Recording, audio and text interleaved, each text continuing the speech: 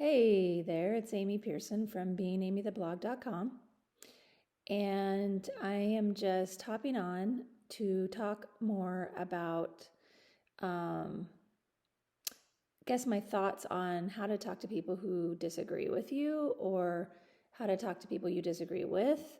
Um, Last week, I had a confrontation with someone who I consider a friend, and it didn't go real well. Um, and I've been thinking quite a bit about how we navigate relationships in times where people feel very polarized, and feel very certain of their sort of position, and I see that in the news. I've checked out quite a bit, but every once in a while I'll pull up my news app and see what the hell people are saying, that the media is saying. Less and less, though, because I feel like every time I pull that app out and look, it just becomes more and more polarizing, more and more fear-based. So it's interesting because I used to be the kind of person who would read 3 newspapers a day because I felt like it was my responsibility to be up to the minute in terms of what's going on in the world. And more, I just see that it just really adds very little to my life, to be following along with what is being put out into the world right now, whether that's coming from quote unquote liberal sources or quote unquote conservative sources. In fact, I'm actually really tired of those labels as well. What do they even mean anymore? But yeah, so there's just a lot of polarization in the world. And I would definitely say that 6 months ago, I was a person who felt strongly that I had a viewpoint that I felt was right, and that other people who shared different viewpoints from me were in some way wrong. I believed that. And that these people who had other viewpoints than me were the cause of a lot of the problems that we're seeing in the world. And yeah, I mean, I would just say less and less I see the world that way. I find it less and less helpful to stand in positionality. And the more I dive into spiritual work, the more I find the value in staying within more of a neutral orientation. That I heard it said in one of my David Hawkins books on consciousness. Oh, here comes my daughter. She's going to come ask me something. Hey, okay, I'm recording a video right now, so can you give me about 5-10 more minutes? Yeah, that's okay. You can close that door. So anyway, this analogy that was used in one of David Hawkins' books on consciousness was that, and I don't know if he was referencing something from the Buddhist tradition. I don't really remember, but talks about a willow tree and how a willow tree bends with the wind, making it easier for willow trees to survive, turbulent weather, whereas other trees like an oak tree don't bend, and so they're not able to withstand the kind of pressure and force and weather that a willow tree would. So it's really this idea, and it's also, I think I've heard this analogy used in martial arts as well, as that the idea that the more you're able to bend, the more you're able to adapt and adjust, the stronger you are. I don't remember I think I might be butchering that, but it comes from martial arts. Maybe I'll go look it up and do a different video on it. But you get the idea. It's really this idea that when we can be flexible in our viewpoints, the stronger we are. And I see that the more open we can be, the more curious we are, And the more we are able to learn and see things from new perspectives, and really, I mean, being able to see things from new perspectives is what allows us as human beings to evolve and to grow. And so I know for me, I have ideas about what feels right, to me. I have made choices that feel right to me. But what makes me uncomfortable is standing here in my choice and seeing other people make different choices and projecting the problems of the world on them. And so I just see that as not helpful. And what I've been seeing in the world is that, people are trying to get through to other people who have different perspectives and opinions and views and are making different choices than them. And what they're relying on is this ability to talk sense into people, or maybe a better way to say it is like appeal to logic, appeal to science, appeal to data. And I see this on both sides. I see this on, right now the big thing is all about, whether someone's going to get, injection, a vaccine, a jab. And I see people on both sides sharing data and information to the other sides, hoping that they'll see differently. Okay, now my son is needing to ask me a question. I'm just recording a video right now, so can you give me like 10 minutes, babe?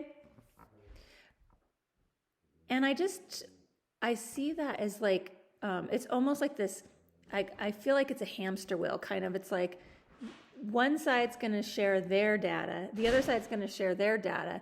They're going to keep doing that back and forth indefinitely. There's really no end to that, I've seen people from both sides just continue to go that way. And it just doesn't seem like it's helpful. And really what it is, I think, is coming from this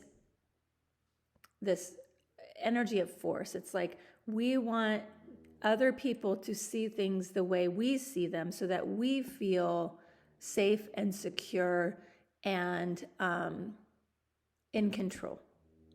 And the reality is that, we never have that. We're never going to ever feel in control. And it's sort of like this conditionality where it's like, if you see things the way I do, then we can be friends. Then we can, you can come over to my house. You can, we can still have a relationship. So what I wanted to propose based on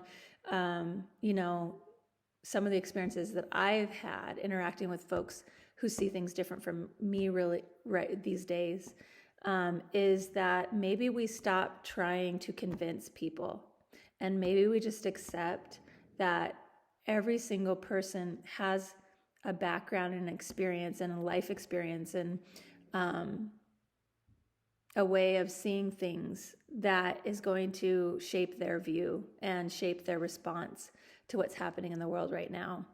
And what I think is more important than emphasizing your point of view is actually empathizing. Empathy. Sorry, my dog's snoring too. Empathy is a lost skill, and it's becoming more and more alien if you're following, kind of the mainstream narratives right now. Is like, I think it's all about fear. And the fear is, it's an interesting one because obviously it's resonating below the 200 level. So you're in that frequency of force when you're in fear. And the thing that I read recently by David Hawkins, who is a creator of the Map of Consciousness, which is is just like been such a important influence for me these days and has helped me so much, is that when you're in fear, really any lower frequency vibration is a form of fear. Underneath anger, underneath shame, underneath pride is fear. And so fear is not like in a vacuum. It's like, if you're in fear, you're also vulnerable to the other lower frequency emotions like anger and like pride and like shame. They all sort of, it sucks you down. It's like an anchor. And then you are vulnerable to all these other lower frequency vibes. And so I think when we're trying to get people to change their views or see things the way we do, we are in this lower frequency vibe of fear that really manifests a lot of times as pride. It's like, okay, I see things this way. My ego wants to be right, and I'm just going to keep arguing for my perspective so that I can still, feel safe and secure and in control. And what happens is you become that oak tree, like you just don't want to bend.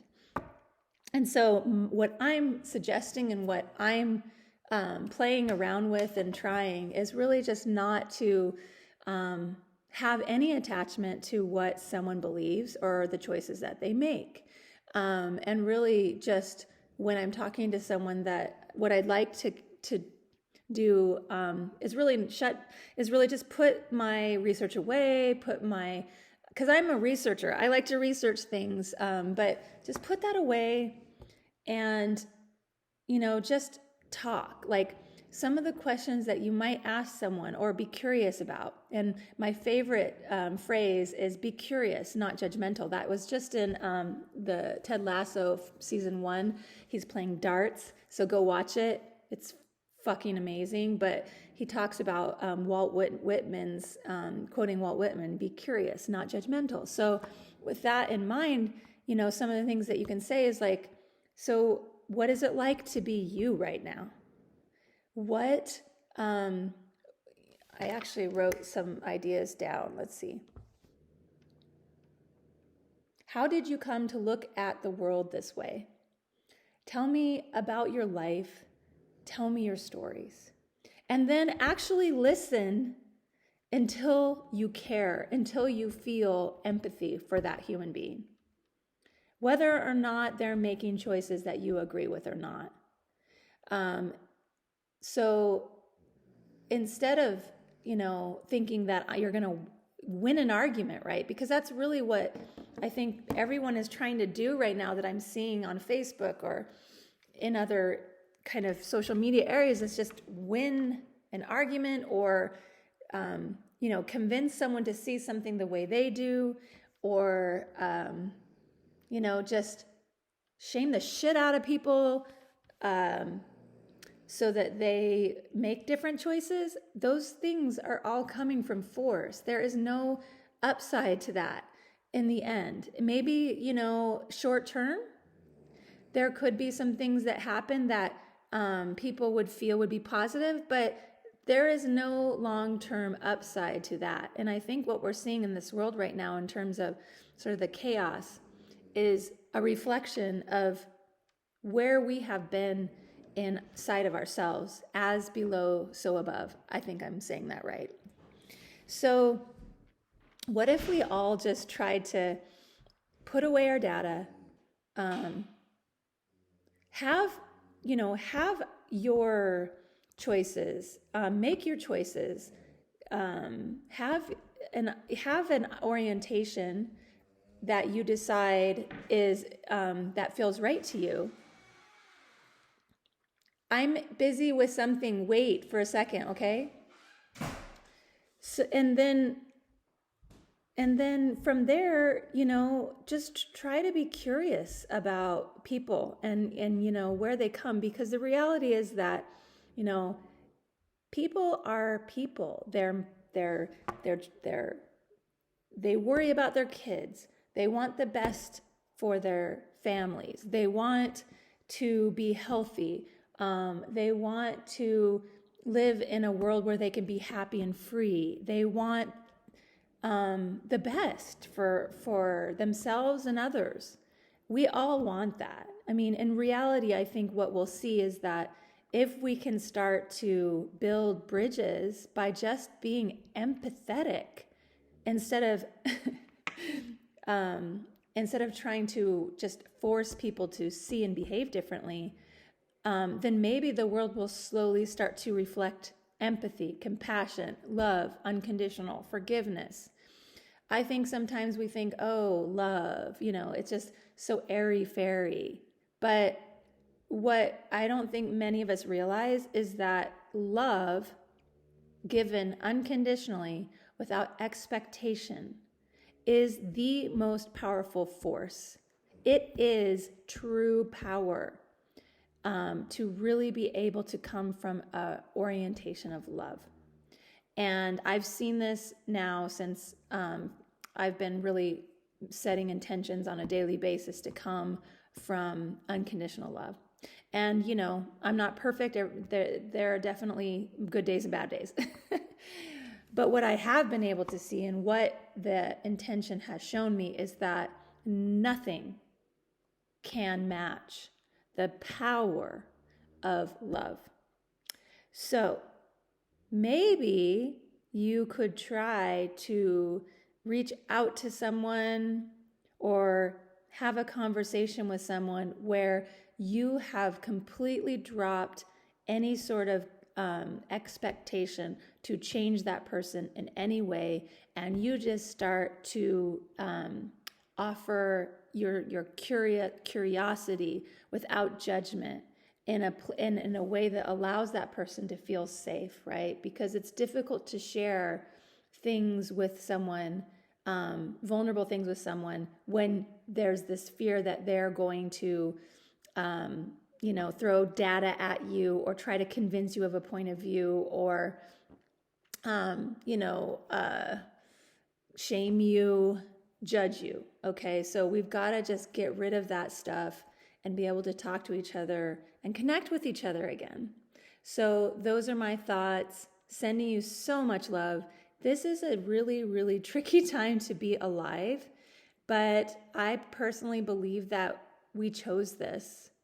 And if you're watching this, you, chances are a light warrior like me.